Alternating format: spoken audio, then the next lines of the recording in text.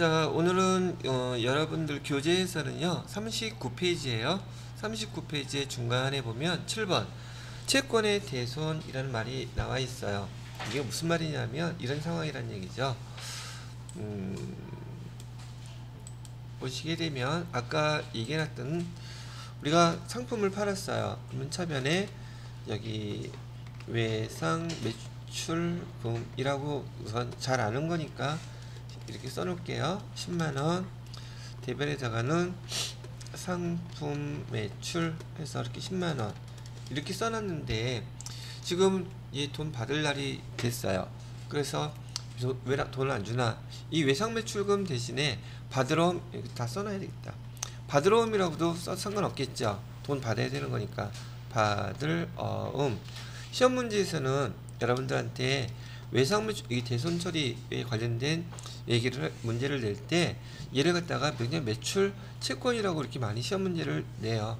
그럼 매출 채권 안에 여러분들은 외상 매출금이 있다는 거, 받으러움이 있다는 걸 알고 있으니까. 근데 이것도 모르는 분도 있어. 그러니까 많이 깝깝해지죠. 그러면은 근데 여러분들은 이제 잘 알아들으시니까 어떤 형태로 나오건 간에 같은 의미라는 거. 자, 근데 이렇게 매출채권을 갖다가 우리 받을 게 있었는데 이 거래처가 코로나나 그쪽 회사의 사정에 의해서 망하는 경우 있겠죠. 근데 그 망했다는 용어를 갖다가 우리는 파산이라는 용어를 지금 여기서 많이 사용한단 말이에요. 제일 명확하기 때문에. 근데 이게 파산했다는 뜻이 뭔가, 이 회사는 많은 그 채권자들한테 돈을 줄 여력이 없다는 뜻이에요. 근데 이 파산은 내가 파산 그럼 되는 거예요? 그럼 파산하는 거야? 파산이라고 얘기하는 것은 파가 산더미처럼 많이 쌓였어. 그래서 파산이야. 파산이 산더미처럼 많이 쌓였으면 당연히 못 갚겠죠, 돈. 왜? 그 파가 다 팔려야지 돈을 갚을 수 있는데 파가 산더미처럼 쌓였으니.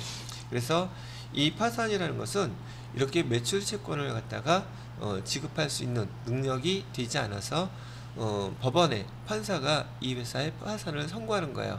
그러면 파산을 선고함과 동시에 우리 그 채권자들은 모든 채권 동결에 이 돈 거의 회수 가능성이 없어져요. 이유는 왜 그러냐면 이렇게 파산할 정도면 그 사람, 그 회사의 많은 재산에 벌써 압류라든지 담보 잡혀갖고 등등 한 게 많겠죠. 그러다 보니까 그게 저당 잡힌 우선순위가 있어요. 보편적으로 그 거래처가 파산을 하게 되면 일반 저당 잡혀 있는 것들이나 담보로 잡고 거래한 게 아니라면 거의 받을 게 없다고 봐야 돼요. 그래서 우리 회계에서도 이렇게 파산을 하게 되면 지금 외상 매출금 못 받게 됐죠. 그래서 그죠? 그래서 얘를 갖다가 비용 처리해야 돼요. 외상 매출금을 못 받게 됐으니까. 그때 쓰는 계정의 이름이 대손상각비예요. 대손상각비 10만원 이렇게 쓰고요. 대변에다가는 대손 아니죠, 외상 매출금 못 받게 된 금액 10만원 이렇게 빼가지고서는 못 받게 된 것을, 외상 매출금이 있던 거 있었잖아요. 오늘따라 왜 이렇게 차분하게 설명을 잘해 내가? 아침부터 돈 따서 그런가 보다. 이렇게 외상 매출금 해놓고서는 됐으니까 이 회사에서는 더 이상 외상 매출금 받을 게 없다고 되는 거죠. 근데 실제로 받은 거 있어요? 없어요? 없기 때문에 비용 처리하는 거예요. 그러면 이 대손상각비라는 계정으로 이렇게 기록을 해라 했는데, 이 대손이라는 것은 지난번에 제가 설명해 드렸던 것처럼 이 상품 매출 금액 안에는 지금 우리 이거 왜 안 됐어? 여기 상품 매출이라는 금액 안에는 우리 회사에서 이 상품을 사갖고 온 이익도, 원가도 있을 거고요. 그다음에 뭐도 있어요? 우리가 이익을 보려고 했던 이익도 포함되어 있겠죠. 우리가 보려고 했던 이익, 이거 포기해도 좋은데 이놈의 우리 원가 사갖고 온 것까지 돈을 다 날려야 되니 손해가 막심하죠. 그래서 대빵 크게 손해났다 그래서 대손이라고 쓰는 거예요. 그런데 그건 우리 그냥 제가 우스갯소리를 하는 얘기고, 대손상각이란 대손의 뜻은 매출채권 거래를 통해서 외상매출금이 발생했는데 그거를 못 받게 되는 걸 대손이라고 부른다. 이렇게 설명이 되어 있어요. 하여튼 이렇게 대손이라는 뜻을 먼저 설명을 해드리는 거죠. 자, 그러면 대손상각비로 돈 못 받게 된 거 기록한다는 거, 그때 쓰는 계정의 이름이 대손상각비라는 거 또 이제 알게 됐죠. 자, 그 다음 단계 하나 더 아셔야 될 게 뭐가 있느냐 하면, 이 대손상각비는 판관 비용이잖아요. 지금 제가 비용 처리한 거잖아요. 얘가 판관비이냐 아니면 영업 외 비용이냐, 이게 문제인 거예요. 근데 여기 외상 매출금이라는 것은, 또는 매출 채권이라는 것은 우리 일상적인 상거래와 관련이 있던 거죠. 그래서 걔를 못 받게 된 비용이기 때문에 얘는 판관비라는 거 잘 기억하고 계셔야 돼요. 이거 회계 공부하신 분들도 대손상각비가 판관비인 거 모르는 분들 꽤 많아요. 왜? 그런 개념이 없이 그냥 대손상각비 처리한다는 것만 이해를 했기 때문에 그런 거죠. 그래서 나중에 이 대손상각비가 판관비에 해당되는 것이지, 상대방한테 질문을 하면 얘가 영업의 비용이에요? 판관비이에요? 라고 물어보면 머릿속에서 갸우뚱 하는 사람들이 꽤 많단 말이죠. 영업 외 비용이 아니라고 얘기해 드리는 거예요. 얘는 무슨 비용이다? 판관비다. 잘들 기억해 놓으시고요. 자, 이렇게 대손상각비는 말이에요. 지금 이 상황에서는 회사에서 그 거래처에서 이렇게 파산할 거라는 걸 알았을까? 몰랐을까? 대부분 알았다면 돈 빨리 회수를 하든지 물건을 안 줬겠죠. 근데 보편적으로 회사에서는 이렇게 거래하는 거래처가 되게 많단 말이에요. 그죠? 그렇게 많은 거래처 중에서 일일이 거기 붙어서 따라다니면서 볼 거 아닌다면서야 남의 가정상황을 그렇게 자세히 파악하기는 쉽지 않겠죠. 그러다 보면 그 많은 거래처 중에서 돈을 못 받게 되는 케이스가 발생하는 거예요. 근데 이거는 일반 매장에서도 우리 흔하게 보는 음식점에서도 먹튀하는 사람 있어요, 없어요? 아, 하물며 거기도 있는데, 나 옛날에 제가 할 때 정말 얄미운 사람 있었어. 단골이었어. 근데 우리 이제 문 닫을 거 아니까 어느 날인가 4명이 와서 시커 먹고 가더라고. 그러더니 안 오는 거야. 그래서 길거리에서 마주쳤어요. 근데 제가 그 돈 달라고 했을까 그랬을까? 에휴, 맛있게 드셨으면 됐습니다라고 말아버렸는데, 이렇게 사업이라는 걸 하다 보면 당연히 우리가 물건을 팔고 돈을 받을 게 있음에도 불구하고 못 받게 되는 경우가 생겨요. 그때 외상매출금을 없애주고 대손상각비라는 규정으로 쓴다. 이건 알아들으셨는데, 회사에서는 이렇게 예측할 수 없이 발생하는 비용을 경영진들은 너무너무 싫어해요. 그래서 이 대손상각비가 어떤 영향을 미치기 때문에 싫어하는지 제가 여기다 한번 잠깐 써볼게요. 여러분 거기 나눠드린 그 수업 내용 필기에는 다 있어요. 설명만 잘 들으세요. 여기 우리가 배웠던 손익계산서의 손익구분이 있었어요. 그래서 매출액에서 매출 원가를 빼게 되면, 제가 이거 설명만도 10번 넘게 하기 때문에 여러분들은 반드시 암기해 놓으세요. 매출 총이익이 발생하고, 매출 총이익에서 판관비를 빼면 영업이익 나오죠. 그래서 여기 영업이익이 나오고, 영업이익에서 영업외 수익은 더해지고 영업외 비용은 빼줘야 되죠. 그럼 뭐가 나온다 그랬었냐면 법인세, 차감전 순이익 나오고, 법인세 비용을 빼게 되면 마지막으로 당기순이익 이렇게 나와요. 그랬었잖아요. 자, 여기 예를 들어서요. 지금 매출액은 10만원이었었죠. 매출액은 10만원. 그다음에 매출원가는 4만원이었다고 가정을 할게요. 그럼 매출 총이익은 얼마가 나와요? 6만원 나오죠. 그 다음에 판관비는 얼마였었냐면 여기 3만 5천원이었다고 가정을 해볼게요.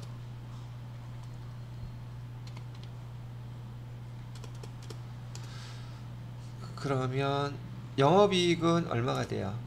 영업이익은 25,000원 나왔죠. 25,000원. 자, 여기까지만 해볼게요. 그리고 여기 금액을 10만원 하지 말고 여기 이해하고 딱 맞아 떨어지는 게 보기 좋을 테니까 여기 만원만 할게요. 외상매출금 못 받게 된 거 만원 이렇게만. 자, 보통 회사에서 말이죠, 여러분들이 연말이 됐을 때 보너스를 받게 되잖아요. 그 보너스는 어떻게 결정이 되느냐 하면 각각의 회사에서는 다음에 그 매출 목표를 다 설정을 해놔요. 그래서 그 매출 목표를 달성하게 되면 영업부라든지 이렇게 실질적으로 영업활동과 판매활동과 관련된 부서에서는 성과급이 매출액을 그해 목표대로 달성하면 100% 다 보너스를 준다고 가정을 하자는 얘기예요. 그러나 일반 그 관리부서에 있는 회계 아니면 세무 아니면 총무 인사 이쪽에서 마케팅이나 근무하시는 분들은 직접 매출 활동에 활동하지 않죠. 그러니까 매출 달성했다고 보너스를 똑같이 줄 수가 없어요. 그래서 일단은 첫째, 매출액을 달성하게 되면 매출액 달성한 목표 여기서 50%를 지급합니다. 설정을 할 때요. 그런 다음에 다른 여타 부서들은 여기 매출 원가, 매출 총액, 판관비 돈을 많이 쓰는 부서들이잖아요. 그러다 보니까 영업이 목표에는 다음 해에 손익계산서가 다 미리 예산에 반영되어 있기 때문에 영업이익을 달성하면 50%, 그래서 매출액 달성하고 영업이익 달성했다 그러면 보편적으로 100% 여기 보너스를 준다는 얘기죠. 뭐 이런 목표는 기본적으로 100%라는 걸 가정하는 것이지만 매출액을 달성하는데 50%가 아니라 100%, 200% 달성할 수도 있죠. 그럼 보너스가 더 증가하는 거잖아요. 그 뜻은 회사에서 돈 많이 벌었다는 뜻이잖아요. 영업이익도 마찬가지 이렇게 보너스가 결정이 된단 말이에요. 그러면 회사의 경영진들은 우리 앞에서 배웠던 것처럼 회사의 주인들을 대신해서 회사를 경영했으니 그네들도 주주들한테 평가를 받아야겠죠. 예, 똑같아요. 그러니까 이 경영진들은 자기 평가받는 이런 내용들이 이렇게 매출액과 영업이익이 있기 때문에 이걸 달성하려고 무던히 신경을 많이 썼겠죠. 1년 동안. 그런데 여기 판관비 올해 매출액은 달성했다고 가정을 하고요. 영업이익 목표가 25,000원이 아니라 2만원이었었어요. 근데 지금 여기 25,000원 목표 달성했죠. 그런데 난데없이 12월 달에 거래처로부터 지금 여기 대손상각비 처리가 되는 바람에 외상매출금 만원 못 받게 됐어요. 근데 제가 이 대손상각비는 판관비에 해당된다 그랬었죠. 그럼 비용이 발생한 거잖아요. 그래서 비용이 갑자기 생각지도 않는 게 발생이 돼서 이번에 보너스 받는다고 좋아했었는데 얘가 지금 판관비 여기에 띵 하고 끼어 들어가게 되면 비용은 얼마가 돼요? 만원이 더 증가했으니 비용은 45,000원이 되겠죠. 그죠? 그리고 여기 영업이익은 얼마가 돼요? 15,000원 되겠죠. 영업이익 달성했어요? 못했어요? 그럼 보너스 날아가는 거잖아. 이러니 경영진들이 연말에 이렇게 발생하는 상황을 보고 좋아할 리가 정말 없겠죠. 그래요? 안 그래요? 이해가 됐어요? 오케이. 100만원, 10만원, 만원, 100만원 해야 되겠네. 자, 그래서 경영진들이 재무제표에서 이런 결과가 발생하는 걸 너무너무 우려하고 싫어하는지라, 즉 예측하지 못하는 상황을 싫어하는지라 12월 31일 날 결산할 때 12월 31일 날 결산할 때요. 매출채권 잔액 12월 31일 날 매출채권 잔액이라고 하면 얘는 지금 날짜가 12월 31일이기 때문에 이날 현재 거래처로부터 아직 못 받은 돈을 얘기하는 거죠. 그죠? 그 잔액, 그러면 얘는 언제 회수가 돼요? 그 다음 해에서부터 회수가 되겠죠. 예를 들어서 여기 150만원의 매출채권 잔액이 있었다고 가정을 해볼게요. 근데 1년 동안 얘네들 회수 못하는 이런 건수가 발생하는 거 금액을 봤더니 한 1% 정도는 얘 회수가 안 되더라.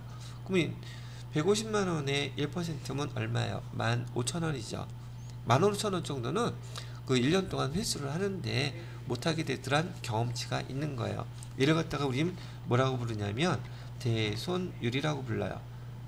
근데 이 율자가 리을인지 대손율 아니면 대손율 어떤 게 맞아요?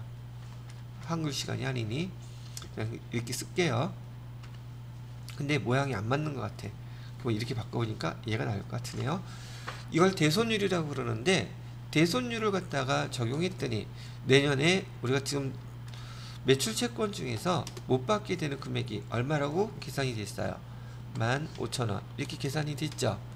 이 15,000원에 대해서 결산할 때 미리 이를 갖다가 회계 처리를 해 놓는 거예요.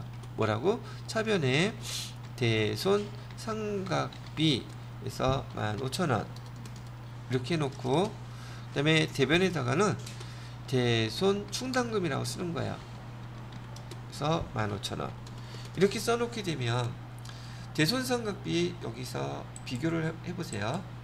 지금 12월 31일 날 여러분이 매출채권 잔액에 대해서 대손율을 주어지면 우리가 내년에 못 받게 되는 이 금액 예상한 거예요? 확정된 거예요? 이건 예상한 금액이죠.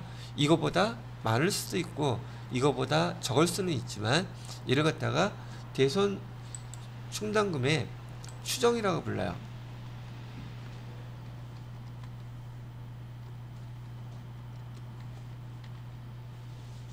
대손 충당금을 추정해서 이렇게 기록을 해 놓는다는 거죠. 근데 여러분들한테 계속 제가 이제 각 계종, 강론을 갖다가 설명해 드릴 때 12월 31일 날 이렇게 회계 처리하는 거 요거 저기 기말 정리사항이라 했었죠. 이것도 기말 정리사항이에요. 회계 담당자가 12월 31일 날 여러분이 스스로 이걸 다 맡고 있는 계정이라 그러면 이렇게 회계 처리해 주셔야 돼요. 누가 시키는 게 아니에요. 여러분이 알아서 해주는 거. 그러니까 당연히 되게 중요하겠죠. 이거 모르면 여러분 실무 못 봐요. 누가 대신해 주는 게 아니기 때문에 잘 배워두시고요. 자, 여기서 비교해야 될 대상은 무엇이냐 하면은요. 지금 여기도 대손상각비가 있죠. 요 위에도 대손상각비가 있었죠. 차이점이 뭐예요? 이때 대손상각비는 외상매출금을 못 받게 되는 실제적으로 비용 처리가 된 거예요. 실제 발생한 거. 근데 여기는요. 비용이 발생하기는 했는데 그 옆에 계정 뭐라고 써놨어요? 대손 충당금이라고 써놨죠. 이 대손 충당금은 내년도에 회수하다가 돈을 못 받게 되면 일종의 적금 들어놓은 거라고 생각하시면 돼요. 적금 들어놨기 때문에 만약에 거래처에서 돈을 못 받게 되잖아요. 그럼 대손 충당금 얘 먼저 뺐으면 돼요. 그리고 이 대손 충당금은 자산 계정이에요. 그럼 비용이 발생 안 한다는 뜻이기도 하겠죠. 그래서 미리 대손이 발생하면 이 돈을 사용하기 위해서 이렇게 대손 충당금을 설정을 해 놓는다는 얘기죠. 대손 충당금의 설정 또는 대손 충당금의 추정 설정이란 말 많이 사용할 거예요.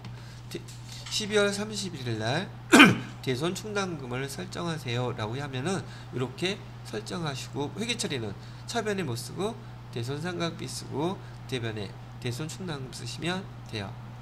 되셨나요? 자, 그래서 12월 31일이 됐어요. 그래서 이렇게 회계 처리를 해놓고 그 다음에 얘를 갖다가 몇 년도라고 할까요? 얘가 2020년도에 이런 일이 벌어진 거예요. 자, 그런데 2021년도가 됐어요. 여기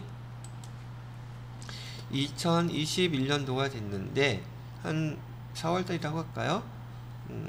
4월 30일 날 진짜 거래처로부터 돈을 못 받게 되는 상황이 벌어졌네요. 그래서 얼마를 못 받게 생겼냐면 여기다가 거래처에서 못 받게 된 회수 불능된, 보통 회수 불능이라고 많이 나와요. 용어에서는 회수 불능된 채권이 얼마였었냐면 7,000원이었다고 가정을 하는 거죠.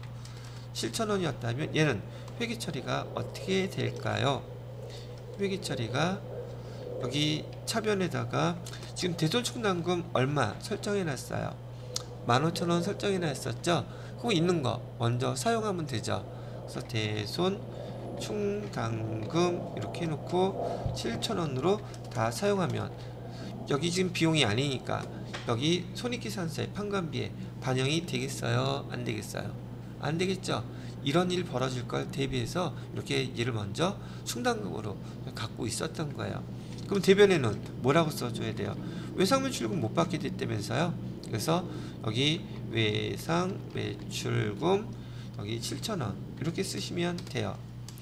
자, 이렇게 썼는데 또 2021년 10월 몇 월달 8월 31일 날 거래처에서 또 돈을 못 받게 됐대. 요즘 많은 회사들이 힘들겠죠? 코로나 때문에 회수 불능 채권이 얼마가 더 발생했냐 하면은 여기 10,000원을 못 받게 됐다고 가정을 하는 거예요. 그럼 얘도 회계 처리는 똑같겠죠? 그죠? 근데 충당금을 사용하고 남아있는 금액은 얼마가 남아있어요? 차변에 지금 8,000원 남아있잖아. 그러면 있는 거 있다면 그대로 먼저 사용하세요. 대손 충당금 얼마 사용한다? 10,000원. 아이고 쏘리 8,000원 먼저 사용해야 되겠죠. 그 다음에 외상매출금은 얼마 빼줘야 돼요? 외상매출금은 10,000원 이렇게 빼주고, 그럼 2,000원 차이 나잖아요. 뭐 빼는 방법 없잖아요. 못 써야 돼. 대손 상각비 그냥 쓰셔야 돼요. 2,000원 이렇게 처리하는 방법 아시겠죠? 대손 충당금이 전혀 없을 때는 100% 다 대손 상각비로 처리했었죠. 여기서는. 근데 만약에 대손 충당금이 이렇게 12월 31일 날 설정된 게 있다면 대손 충당금부터 먼저 사용하시는 거예요. 그리고 모자르면 대손 충당금 이렇게 그냥 대손 상각비 처리해서 쓰시면 되겠다는 얘기고요. 됐어요? 자, 그런 다음에 이번에는 2020년도에 이렇게 외상매출 채권 150만원이 있었다 그래서 대손율 1%를 추정해 가지고 대손 충당금을 이렇게 설정을 해놨었죠. 자, 이번에는 요 얘를 조금만 변형을 시킬게요. 여기 위에다가 2020년 12월 31일 날 얼마가 있었다 그랬었냐면 150만원의 매출채권이 있었고 여기에 1%를 갖다가 추정했더니만 15,000원 이렇게 추정을 했었죠. 되게 많아졌어 공이. 그래서 분기를 갖다가 그렇게 했었는데 지금 여기 상황에서 대손이 발생했던 것들을 처리하는 방법은 이미 설명했어요. 그죠? 근데 이번에는 2020년도에 이렇게 설정을 해놨었는데 여기와 같은 대손이 아무것도 발생을 안 했어. 그리고 2021년 12월 31일 날 여기 매출채권이 또 생기겠죠. 회사에서는 매출채권이 매년 그 금액이 같을까요? 매년 틀릴 수밖에 없을까요? 틀릴 수밖에 없죠. 자, 이번에는 매출금이 회수가 안 돼서 200만원이 지금 있었다고 가정을 해보는 거죠. 그럼 똑같은 방법으로 지금 여기 대손율은 1% 이렇게 해놨어요. 그럼 대손 충당금을 얼마 설정해야 돼요? 2만원 이렇게 설정해야 되죠. 자, 근데 이 대손 그 충당금에 대한 설정이란 의미 자체는 전년도 거 더 필요 있어요? 없어요? 없어요. 매년 올해 게 중요한 거예요. 그래서 올해 설정된 이 대손 충당금을 가지고 내년에 사용하는 거예요. 전년도 거는 의미가 있다 없다? 없어요.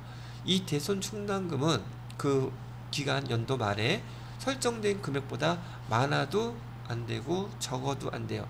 딱 그 금액 맞춰야 돼요. 그래서 얘를 회계 처리를 하려고 하다 보니까 일단 여기 12월 31일 날 여기 안 보이지요? 내가 얼마나 친절한데 보이게 해드려야지. 여기 차변에다가 2020년도에 설정했던 금액 15,000원 있었죠. 근데 얘 사용했어요? 안 했어요? 사용 안 했죠. 근데 2021년도에는 얼마가 필요하대요? 2만원이 필요하다죠. 그러면 얘 사용하고 하지 않고 남아있으니 이만큼을 만들어 주려면 얼마만 더 해주면 되겠어요? 5,000원만 더 해주면 되죠? 예, 딱 그 금액 맞춰놔야 돼요. 그래서 여기다가는 대손 상각비 5,000원만 더 해주면 대손 충당금이 2만원이 맞겠죠. 그래서 대손 충당금 5,000원 이렇게 해주시면 돼요. 이렇게 대손 충당금을 사용하고 남은 금액에 대해서 올해 설정한 금액이 더 많다면 그만큼 차액만큼만 보충해 준다 해서 보충법이라고 불러요. 그래서 대손 충당금은요, 이렇게 보충법으로 전년도에 사용하고 남은 대손 충당금 포함해서 올해 설정된 금액, 그 금액만 딱 맞춰준 금액만 12월 31일 날로 회계 처리해 주시면 된다는 얘기예요. 내용 뭐 어렵지는 않죠? 여러분들 다인지 모르겠다. 내가 그러지를 못하니까. 여유자금을 삥쳐놔야 되는데 왜 매번 걸릴까 그거? 걸리면 어떻게 돼요? 삥쳐놓고 내 돈이 아니야. 다 저기 상납해야 돼. 그죠? 어떻게 여성분들은 그렇게 눈치를 잘 챌까? 그렇게 얘기했더만 너만 바라보고 살았잖아. 너 꼬라지만 보면 금방 알아. 그러더라고요. 여기도 마찬가지로 가정에서도 이런 건 필요하겠죠. 유사시를 대비해서 여러분이 적금이 됐던 뭐가 됐던 보험들을 보통 많이 가입을 하시는데 난 요즘 보험 두고 너무 아까운 것 같아. 짜증나게. 근데 하여튼 그 보험 얘기는 나중에 또 한번 해보자고요. 그래서 대손 충당금을 이렇게 설정하는 방법은 아셨죠? 그리고 제가 뭐라 그랬어요? 대손 충당금은 설정하는 당해에 그 금액 이상으로 남으면 안 된다 그랬어요. 모자라도 안 된다 그랬었죠. 근데 이런 경우가 있지 않을까요? 여기다가는 이렇게 한번 써볼까요? 여기다가 두 번째예요. 200만원이 아니었고요. 이번에는 100만원이었어요. 뭐가요? 2021년도 12월 31일 날 대손율을 갖다가 매출채권 잔액이 100만원에 1%였다고 한다면 지금 설정해야 되는 금액은 만원만 설정하면 되겠죠. 이해되시겠어요? 만원만 설정하면 되는데 지금 사용하고 남은 게 얼마가 있어요? 지금 15,000원 있죠. 그럼 5,000원 더 많잖아요. 그럼 이때는 어떻게 기록하면 돼요? 대손 충당금을 그만큼 감소시키면 돼요. 차변에 그럼 뭐가 나오겠어요? 대손 충당금을 감소시켜 주는 거예요. 충당금. 지금 여기 대손 충당금은 대변이 자기 자리죠. 다 나왔던 것들. 그죠? 그래서 대손 충당금을 얼마를 뺀다? 5,000원을 이렇게 빼주시면 돼요. 그러면 대변에다가는 뭐라고 써요? 대변에다가는요, 대손 충당금 나갔던 자식 되돌아왔다. 그래갖고서는 이를 대손 충당금 환입이라고 부르는 거예요. 환입 5,000 이렇게 써주시면 되는데 이 대손 충당금 환입은 얘도 판관비랍니다. 뭐라고요? 얘도 판관비예요. 근데 이 성격이 얘는 판관비를 차감하는 차감 성격을 갖고 있어요. 판관비를 차감 계정이란 뜻이에요. 차감 계정이면서 다른 말로 판관비 부의 금액이라는 용어도 많이 써요. 부의 금액이라고 쓰는데 이 부자가요 한자어로 차감이란 뜻이에요. 한자예요. 이 부는 이 부자는 한자어로 똑같이 차감 빼주는 금액이라는 뜻인데 어떻게 계산이 되는지 비교를 해볼게요. 자, 여기 한번 보세요. 이 대손 충당금 환입이라는 계정은 제가 조금 전에 판관비라고 얘기해 드렸죠. 그래서 여기 판관비 35,000원에 어떤 영향을 주는지 비교해 보란 뜻이에요. 아까 대손상각비가 반영됐을 때는 여기 판관비라고 하는 비용이 증가했죠. 대손상각비가 비용이기 때문에. 그래서 얘 비용이 45,000원으로 이렇게 증가를 했는데, 여기 나와 있는 대손충당금 환입이란 계정도 판관비예요. 그럼 얘도 들어가는 자리는 여기에 들어가겠죠. 그죠? 근데 얘 성격이 판관비 지금 현재 얼마라고 기록되어 있어요? 35,000원이라고 기록되어 있잖아. 근데 얘는 판관비를 차감하는 계정이야. 그럼 비용이 줄어든다는 얘기죠. 그래서 판관비가 얼마로 바뀐다는 얘기예요? 예, 얘는 오히려 3만원으로 이렇게 바뀌어요. 그럼 이익은 어떻게 되겠어요? 이익은 25,000원에서 이익이 대손충당금 환입이 생기면은 이익이 3만원으로 증가하게 된단 말이죠. 그럼 대손충당금 환입시키면 아싸 기분 좋죠. 이것도 이런 경험이 저처럼 많은 사람들은 결산할 때 이 대손충당금을 적절히 이용을 잘해요. 아까 얘기했던 것처럼 올해 이익 목표가 지금 2만원이었는데 25,000원 나왔어. 5,000원 여유 있잖아. 저거 그냥 기록한다고 해서 보너스 더 안 주거든요. 그러면 그 금액만큼은 뭘로 빼놓겠어요? 충당금으로 빼놓겠죠. 왜? 2만원, 저기 25,000원 다 보여줄 필요 없잖아요. 우리 목표는 2만원만 해도 잘했다고 칭찬받고 25,000원 했어도 마찬가지야. 사람이 그렇잖아요.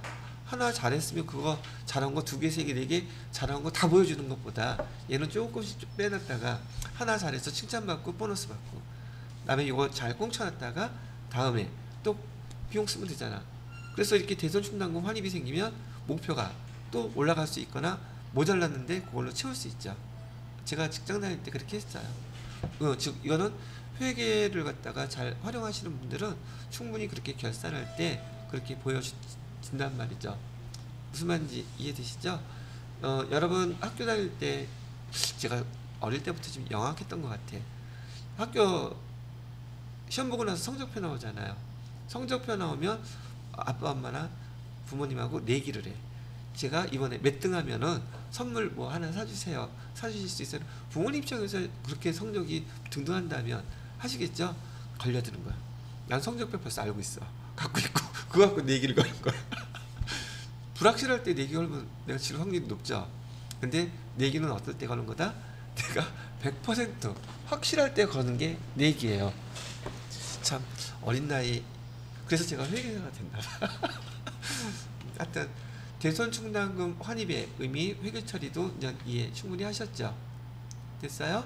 자, 그래서 일단 여러분들은 한테 대손 회계가 무엇인지, 그다음에 얘가 여기 우리 손익계산서의 계정하고 연결이 돼서 어떻게 설명이 되는 것인지 쭉 설명을 해드렸는데, 여러분들한테 나눠드렸던 PDF 파일 그거 보는 것보다 제가 하나씩 이렇게 쓰는 게 그나마 더 집중이 잘 되고 이해도 잘 되죠. 그래서 제가 그거 보고 설명 안 하고 그냥 여기서 이걸로 쭉 다 설명을 미리 해드리는 거예요. 그런 다음에 똑같이 여러분들이 정리해 놓은 그 파일로 여기 복습을 하실 수 있을 거고, 그 내용에 대해서 또 여러분이 교재 읽어보시게 되면 문제 풀이하는데도 도움이 빨리 될 수 있겠죠. 자, 여기서 이제 요 내용들 보셨으면 나중에 녹화된 동영상으로도 복습하시면 되시겠고요. 자, 추가적인 거 몇 가지만 더 설명을 해드릴게요. 그러면 얘는 지워야 되겠죠? 어디를 지울까? 밑을 지울까? 자, 여기는 이해가 되셨을 테니까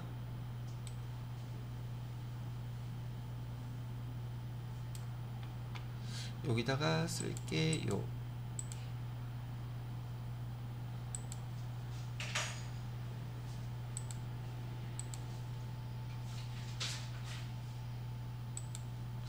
자, 거래처로부터요. 아까 지금 외상물출금을 못 받게 된다 그래서 외상물출금을 갖다가 이렇게 대손처리, 이걸 대손처리했다 그러거든요.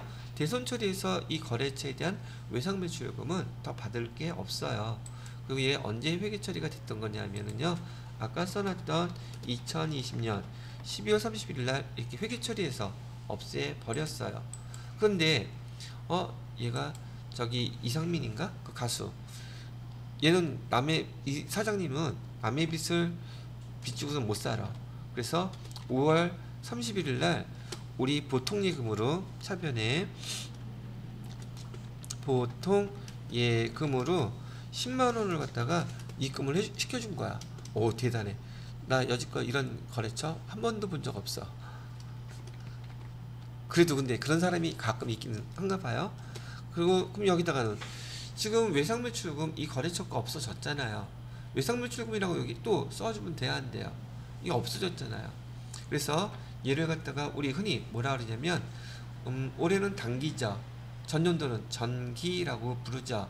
전기에 대손 처리했던 매출 채권이 입금이 되면 무조건 대손 충당금으로 사용합니다.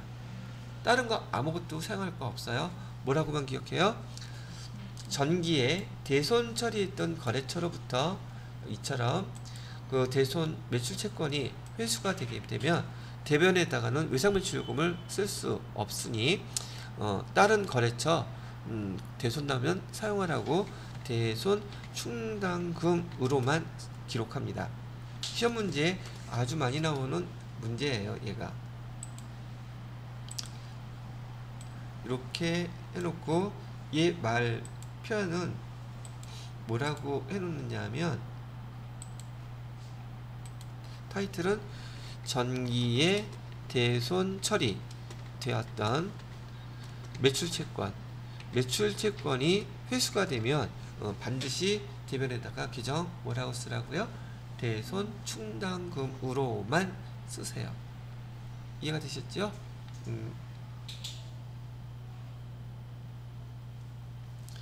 중요한 포인트는 여기 전기. 그러면 단기에 저기 매출 채권이 회수될 수도 있다면 단기에 요거는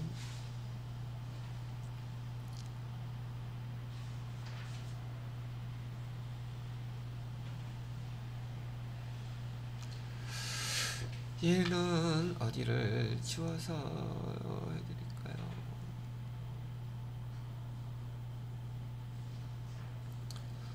자, 이것도 근데 희한하게 또 쓰실 게 있나봐요. 설명만 잘 들어도 되는데 불안하니까 혹시나 해서. 그죠? 자, 여기 이제 위에 거는 지워놓고서는 또 설명해 드릴게요. 자, 이번엔 뭘 설명해 드리냐면 지금은 시험 문제 많이 출제되는 전기에 대손 처리됐던 게 단기에 이렇게 회수가 된다면 대손 충당금이라고 쓰라 그랬잖아요. 시험 문제는 주로 얘만 내는데 실무에서는 이런 것도 알고 계셔야 돼요. 단기에 대손 처리했는데 단기에 회수되는 경우도 있을지 않겠어요? 그래서 여기 똑같이 날짜를 한번 써놓을게요. 2020년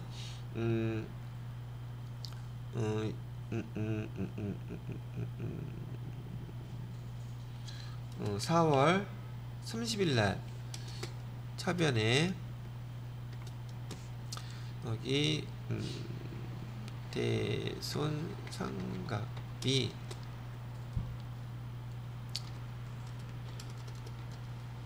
7만원 뒤변에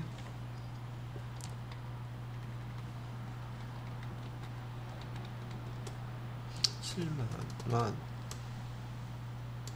두 번째로는 2020년도 8월 31일날 차변에 대손 충당금 5만원 대변에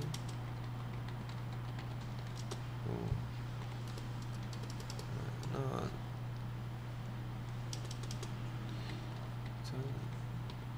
정값이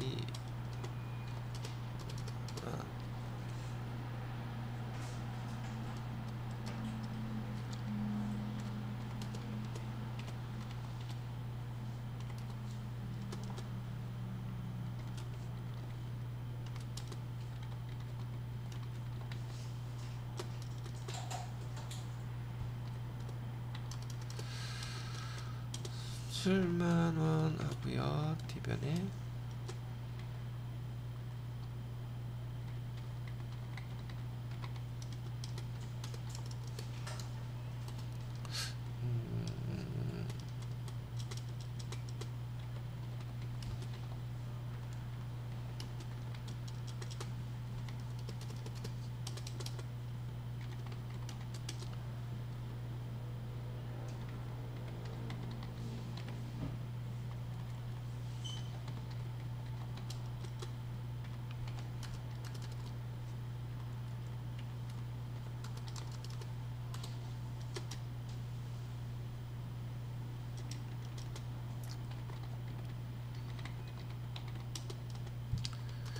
자, 보세요. 아니, 내용은 되게 간단한 거예요. 원리가 그렇다는 뜻이니까. 자, 지금처럼 여기는 지금 상황을 어떤 상황으로 설정한 거냐면, 여기처럼 전기에 대손 처리된 게 아니라 단기에, 여기 2020년 단기 4월 31일 날 이렇게 대손 삼각비 처리했다는 뜻이에요. 단기에 벌어진 일이에요. 단기에 회수되는 상황. 단기 회수일 경우는 어떻게 회계 처리하느냐, 이렇게 처리하시라는 얘기죠. 단기 회수가 됐다는 것은, 자, 4월 30일 날 지금 우리 대손 충당금 하나도 없었어요. 그래서 4월 30일 날 대손 상각비 7만원 처리했고 외상 매출금 7만원 이렇게 해서 없애버렸단 말이에요. 그런데 이 거래처에서 12월 10일 날 보통예금으로 7만원을 보내왔어요.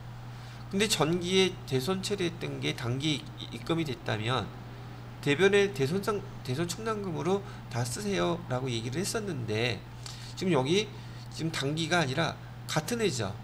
같은 해 처리 입금이 회수가 됐다 그러면 앞에서 처리했던 계정 똑같이 없애주셔야 돼요.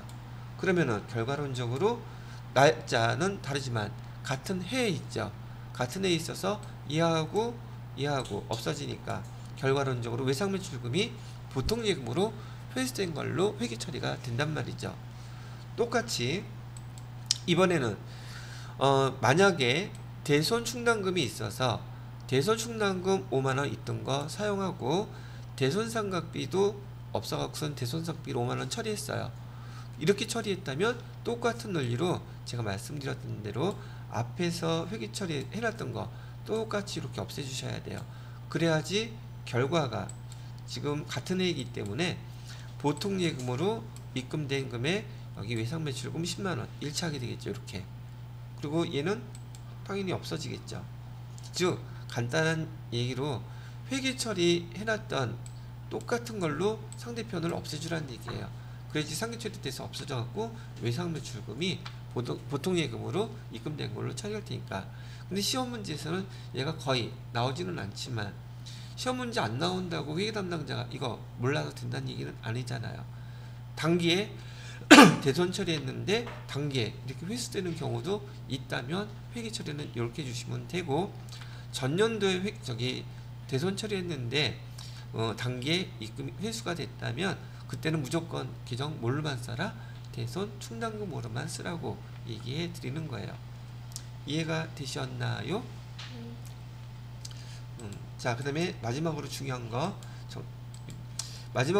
내용은 얘는 뭐냐면, 지금 여러분들이 재무상태표를 배웠어요. 재무상태표의 자산계정을 기억하시게 된다면, 자산계정에 외상매출금이 있었죠? 외상매출금이 있었는데 지금부터는 여기 대손충당금이라는 걸 배웠기 때문에 여기 외상매출금 여기 얼마가 있었냐면, 아까 제가 100만원만 얘기할게요. 150만원이었나? 150만원이 이렇게 있었어요. 근데 대손율을 갖다가 몇 프로를 잡았냐면 1%를 잡아서 15,000원 썼었죠. 그죠? 그래서 얘를 대손 충당금이라고 썼었어요. 그래서 얘를 내년에 못 받을 거라고 예상하는 금액은 15,000원. 그러면 매출채권 150만원 중에서 지금은 대손 충당금으로 내년에 15,000원을 못 받게 됐다고 예상을 한다면, 그럼 얘 회수 가능한 금액을 뭐라고 부르냐면 장부가액이라고 불러요. 장부의 가액은 얼마가 되겠습니까? 여기는 148만 5천원 이렇게 남아있겠죠. 얘 명칭을 잘 기억해 두셔야 돼요. 대손 충당금을 빼주게 되면 얘를 장부가액이라고 부르고, 장부가액의 의미는 내년에 실제적으로 우리가 회수할 금액을 얼마로 예상하고 있다는 뜻이에요. 148만 5천원이라고 그러죠. 이 회수 장부가액을 갖다가 또 다른 말로 시험 문제에서는 여러가지 이름으로 바꿔서 내요. 근데 의미를 정확히 알고 있으면 당연히 헷갈릴 필요도 없죠. 얘를 뭐라고도 부르느냐면 회수 가능액이라고도 불러요. 자, 내년에 얼마 회수 가능하다고 판단하는 거예요? 그게 바로 장부가액을 의미하는 거예요. 그 다음에 순실현가치라는 용어도 불러요. 순실현가치 또는 순실현가액 다 같은 말들이에요. 순실현가치 또는 순실현가액. 그러니까 대손충당금에 대한 의미를 충분히 알아들었음에도 불구하고 장부가액의 말뜻이 용어가 이렇게도 문제에서 물어보니까 얘는 안 배웠는데 가 아니라 이 금액의 의미를 정확히 파악을 못했다는 뜻이겠죠. 자, 그 다음에 여기 대손충당금의 정체가 무엇입니까? 라고 물어본다면요, 이 대손충당금은 아까 얘기했던 것처럼 얘는 외상매출금이라는 또는 받으러움이라는 매출채권을 차감하는 계정이에요. 차감하는 계정이면서 또 매출채권의 평가 계정이기도 해요.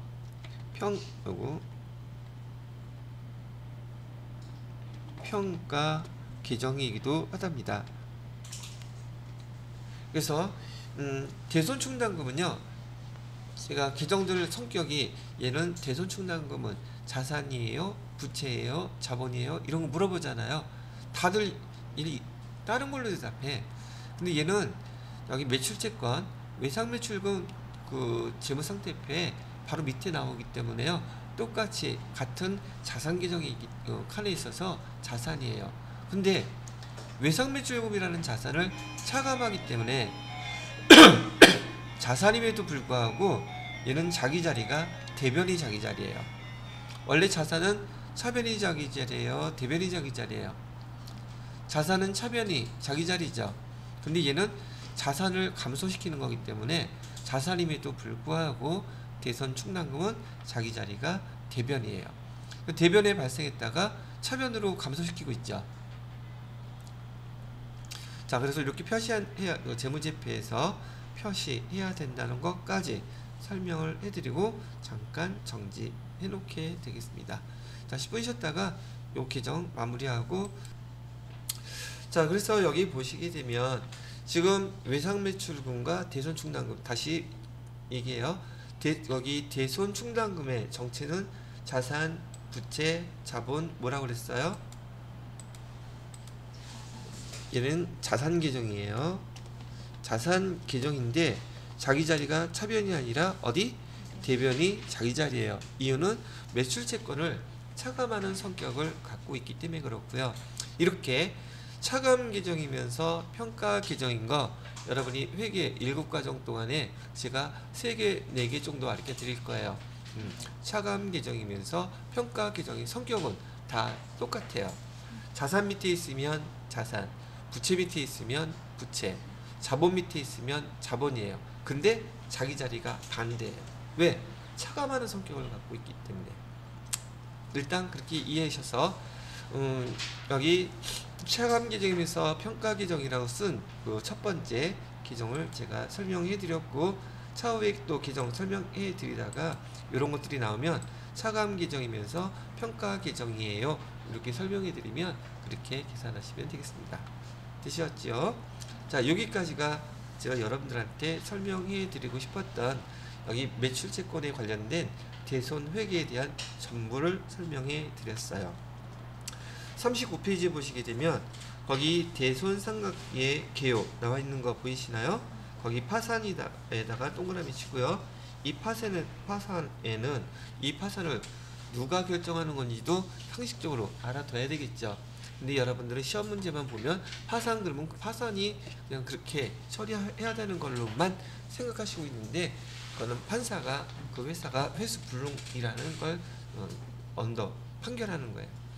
자, 그 다음에 니은에 보시면 대손충당금의 설정, 천천히 읽어보시더라도 어떤 내용인지 금방 이해하실 수 있을 거라고 보고요. 그 다음에 40페이지에 대손충당금이 있는 경우 대손 발생하는 거, 그 다음에 대손상각비와 대손충당금 환입, 그 다음에 기타의 당좌자산 나와 있는데 일단은 여기서 끊을 거예요. 끊고 지금부터 한 10분 정도 드릴 테니까 39페이지에 7번부터 기타 당좌 자산 전까지 천천히 한번 복습하시면서 읽어보세요. 그리고 이 기타 채권까지 끝나게 되면 그 뒤에 있는 확인 예제하고 평가 문제 나와 있는 게 있거든요. 이것도 나중에 복습하시면 되겠습니다. 자, 오늘 이번 시간의 수업은 이걸로 마무리할게요. 10분 동안 그 다음에 기타 채권 설명해 드리도록 하겠습니다.